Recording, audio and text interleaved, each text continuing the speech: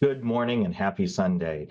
The next question we have today is I'm concerned about a coworker who has taken drastic measures to clean out their office and repeatedly says hurtful words towards his fellow coworkers.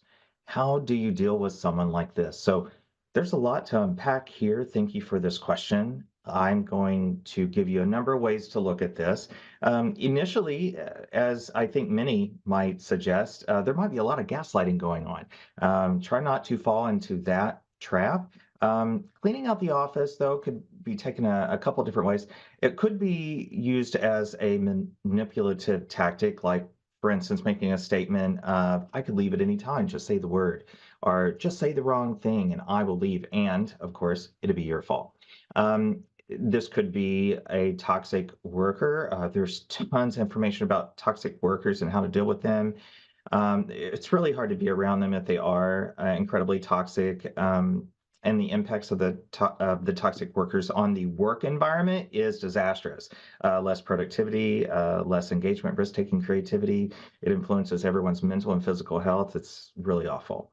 But even without knowing which of all these might be it, my thought about it is people that are hurting hurt other people.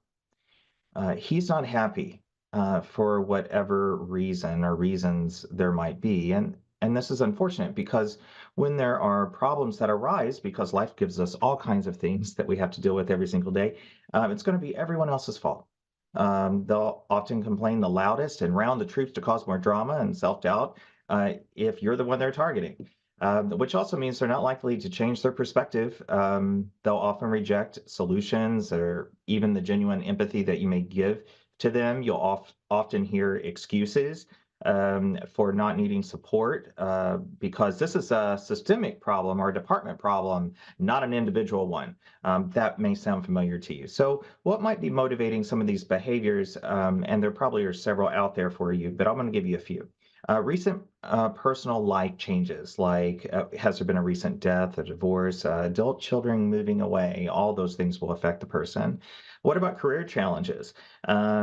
Work-related trauma, for instance, detective working child sex crimes, and it accumulates if you don't deal with it appropriately. So often as a mental health first responder, I have seen this throughout my career. There will be PTSD or PTS, post-traumatic stress or post-traumatic stress disorder. It just needs to be worked out. It can be totally managed very, very well. What about suicide, depression, or suicidal behaviors? And if you do suspect suicidal behaviors, because cleaning out the office might be a trigger, raises my eyebrow, then you want to ask them directly, saying something like, I've noticed how angry and agitated you've been, and you even cleaned out your office. I'm really concerned about you.